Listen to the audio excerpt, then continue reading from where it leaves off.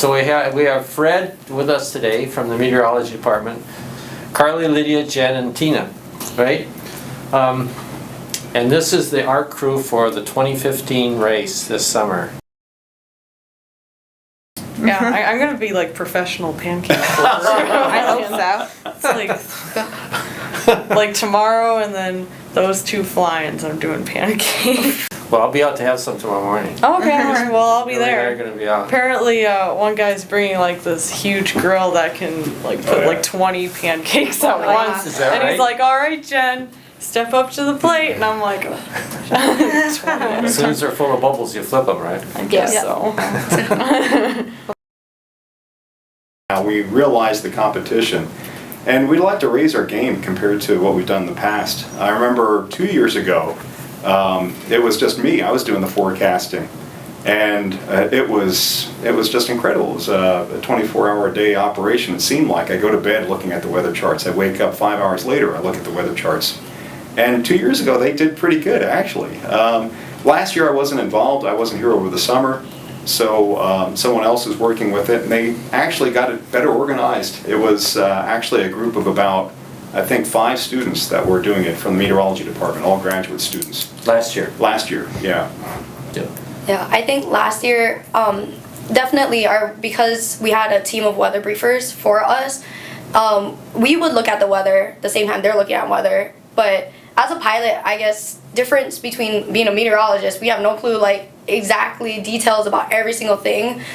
We miss a lot of things, like, but for them, the opposite is, like, they're not there and we're looking at the sky and being like, no, I don't think we can go.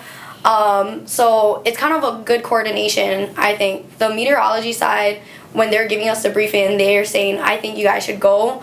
The ultimate decision is up to us if we're going to leave or not. The ladies, Yeah. it was Oh kind yeah, of I easy. gotta get to my meeting.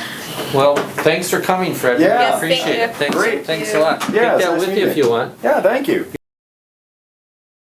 A lot of factors went into how we picked people, but we had a pretty good turnout. We had a lot of girls apply, and we narrowed it down for interviews, and from the interview, that's how we kind of picked it. And also we get a lot of opinions from the professors as well as other flight instructors, previous flight instructors, on who they think might do the best and fit for the team. Yeah, and I think a lot of it too, what it came down to is personality, I guess, because personally, like, I don't know how you would feel with flying with the same person and, you know, rooming with them for a couple weeks or so.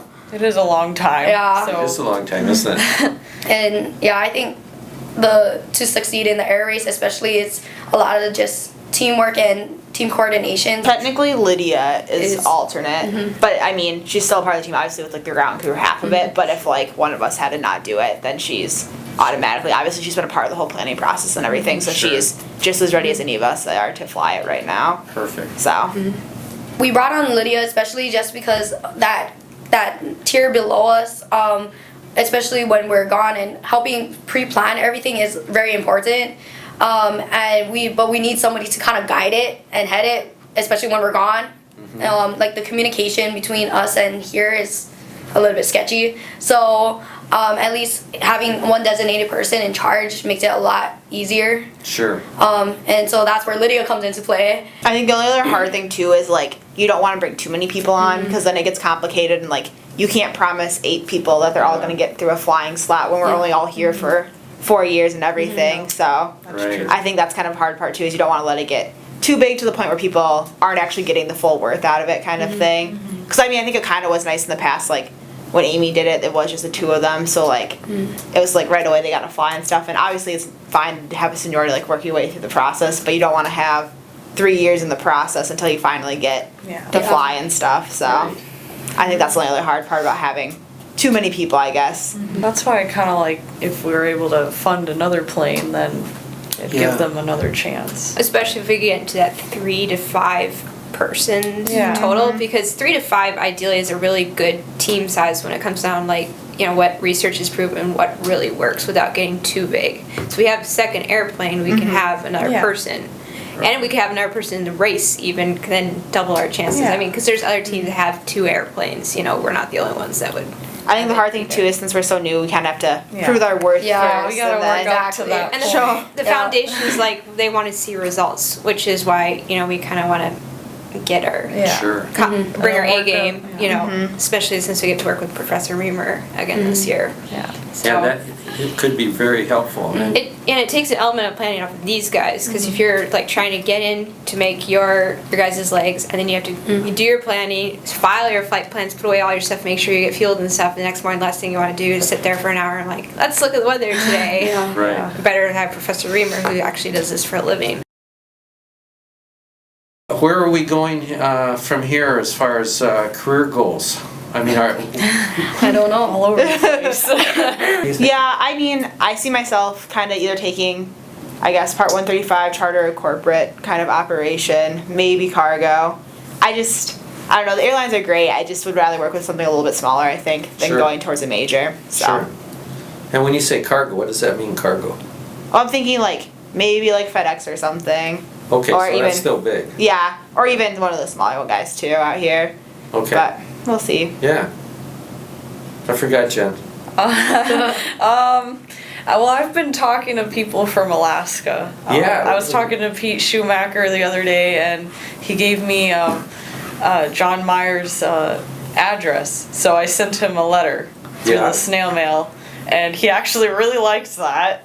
And No then I kidding. called him, and He's from Alaska. yeah, I guess it's nice when you get a nice card that's just Sure. written to you, I guess. So, anyways, he was I don't know, he was super happy about that. So, I talked to him the other day, and he gave me a lady who flies with him, who's a captain. I think it's like AVN or something like that. Avian? Yeah.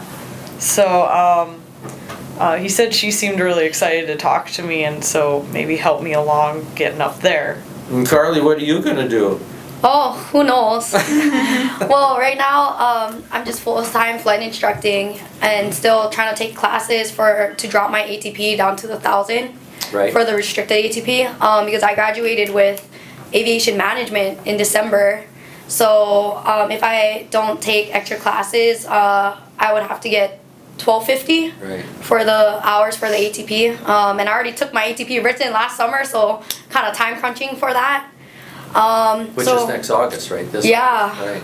So I'm hoping that I will get enough hours and to get my ATP, so then I don't have to retake the written.